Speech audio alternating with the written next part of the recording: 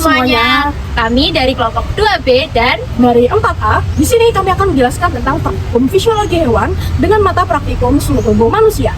Suhu tubuh manusia merupakan perbedaan antara panas yang dihasilkan oleh tubuh dengan panas yang dikeluarkan oleh bubuk lingkungan. Berdasarkan WHO, suhu tubuh manusia berkisar antara 36 hingga 5 derajat Celcius sampai 37 hingga 5 derajat Celcius. Serta adanya pengecekan suhu tubuh ini dapat digunakan sebagai alat pendeteksi dini untuk mengetahui kondisi fisiologis yang ada pada tubuh manusia, seperti demam, hipotermia, dan juga stres tubuh. maka tujuan dari praktikum suhu tubuh manusia ini yang pertama, mengetahui penggunaan termometer klinis, serta yang kedua, mengetahui pengukuran suhu tubuh manusia berdasarkan faktor-faktor yang mempengaruhinya. Maka dari itu, diharapkan praktikan lebih peka terhadap gejala-gejala awal dari kesehatan yang dapat ditunjukkan melalui hasil pengukuran termometer. Pengukuran suhu pada fossa axillaris dilakukan menggunakan termometer digital dalam dua perlakuan, yaitu pada suhu ruang dan pada kondisi suhu dingin. Langkah pertama, ujung termometer dibersihkan dengan menggunakan alkohol, lalu dikeringkan dengan tisu. Kemudian, pengukuran pada suhu ruang dilakukan dengan termometer ditempatkan di lipatan ketiak dengan lengan ditekan ke tubuh agar sensor menempel sempurna. Kemudian, suhu dicatat setelah berbunyi. Setelah itu, pelakuan suhu dingin dilakukan dengan probandus berada di ruangan dingin ditunggu selama 5 menit. Lalu termometer kembali dipasang pada posisi yang sama hingga pembacaan suhu muncul. Setelah itu, termometer kembali dibersihkan dengan alkohol dan dilap menggunakan tisu. Pada pengukuran suhu tubuh di bagian frontal temporalis menggunakan termometer inframerah. Dengan perlakuan suhu ruang dan suhu rendah dilakukan dengan cara sebagai berikut. Pengukuran suhu tubuh pada area frontal temporalis menggunakan termometer inframerah. Dilakukan dengan menyiapkan alat dalam kondisi steril dan berfungsi baik. Memastikan suhu ruangan maupun suhu rendah stabil, serta memastikan dahi probandus kering dan tidak tertutup rambut. Probandus kemudian dibiarkan berada di ruangan selama 10 hingga 15 menit untuk beradaptasi sebelum pengukuran. Termometer dinyalakan, mode forehead atau temporal dipilih, dan sensor diarahkan ke bagian tengah dahi dengan jarak 3 hingga 5 cm. Setelah tombol scan ditekan hingga terdengar bunyi beep, hasil suhu dibaca dan dicatat beserta kondisi probandus. Pengukuran suhu melalui oral cavity dilakukan menggunakan termometer digital dengan dua perlakuan, yaitu sebelum dan sesudah pemberian es. Pada setiap kondisi, pengukuran dilakukan dalam dua perlakuan, yaitu mulut terbuka dan mulut tertutup. Langkah pertama, termometer ditempatkan di bawah lidah, kemudian suhu dicatat saat mulut terbuka, dan diulang kembali saat mulut tertutup rapat. Setelah itu, probandus diberikan es untuk menurunkan suhu rongga mulut, lalu prosedur yang sama diulang pada pengukuran saat mulut terbuka dan tertutup, hingga diperoleh perbandingan perubahan suhu antar perlakuan. Pengukuran suhu tubuh pada kanal auditoris menggunakan termometer digital yang dimulai dengan ujung termometer dibersihkan dengan menggunakan alkohol, lalu dikeringkan dengan menggunakan tisu. Setelah itu, ujung termometer dimasukkan secara perlahan ke dalam saluran telinga dengan posisi yang tepat agar sensor dapat membaca suhu secara akurat.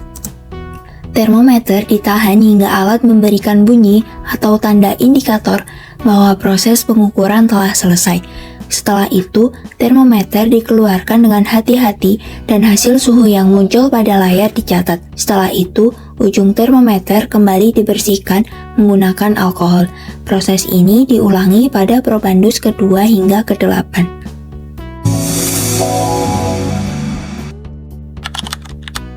Pada hasil pengukuran kelompok 4A, terlihat bahwa sebagian besar probandus suhu tubuhnya menurun setelah aktivitas fisik.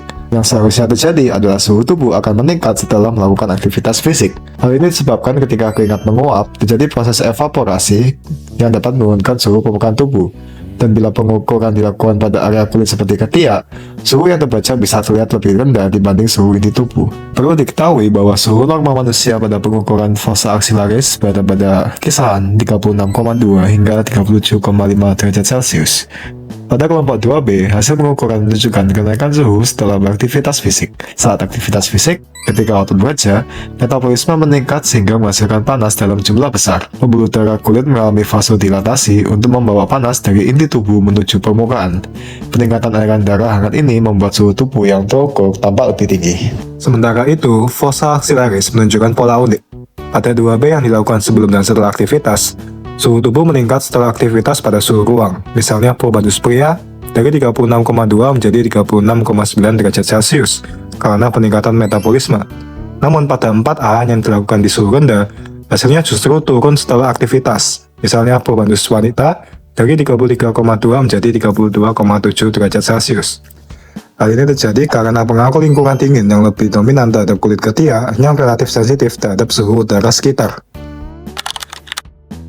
Pada kelompok 4A, seluruh probandus menunjukkan suhu di bawah normal. Polanya sesuai literatur bahwa massa tubuh dan lemak mempengaruhi retensi panas. Probandus berbadan besar mengalami penurunan suhu lebih kecil karena isolasi lemak. Sedangkan probandus berbadan kecil kehilangan panas lebih cepat akibat rasio luas permukaan tubuh yang lebih tinggi. Pada kelompok 2B, sebagian besar hasil masih mendukung teori tersebut.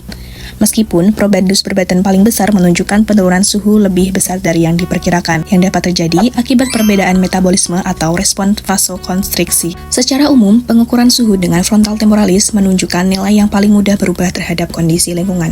Baik pada kelompok 2B maupun 4A, suhu tubuh yang diukur pada suhu ruang lebih tinggi dibandingkan suhu rendah, dan penurunannya cukup besar. Misalnya pada 2B, nilai bisa turun 2 hingga 4 derajat Celcius ketika berada di suhu rendah. Sedangkan pada 4A, penurunannya juga konsisten 1,5 hingga 2,5 derajat Celcius. Hal ini menunjukkan bahwa metode frontal sangat dipengaruhi oleh suhu permukaan kulit dan lingkungan.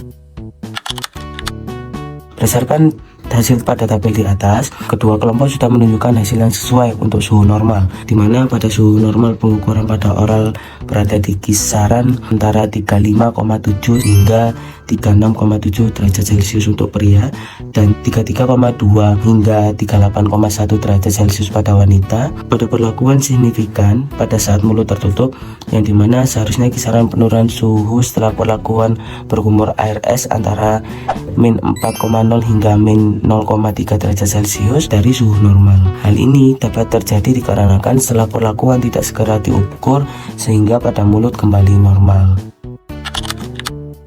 Pada kelompok 4A, sebagian besar probandus berada di bawah suhu normal, dengan pola yang sesuai dengan literatur bahwa probandus dengan berat badan lebih besar akan mengalami penurunan suhu lebih kecil, sedangkan probandus dengan berat badan kecil akan mengalami penurunan lebih besar. Pada kelompok 2B, probandus dengan massa tubuh lebih tinggi kembali menunjukkan penurunan suhu lebih ringan, konsisten dengan teori isolasi lemak tubuh.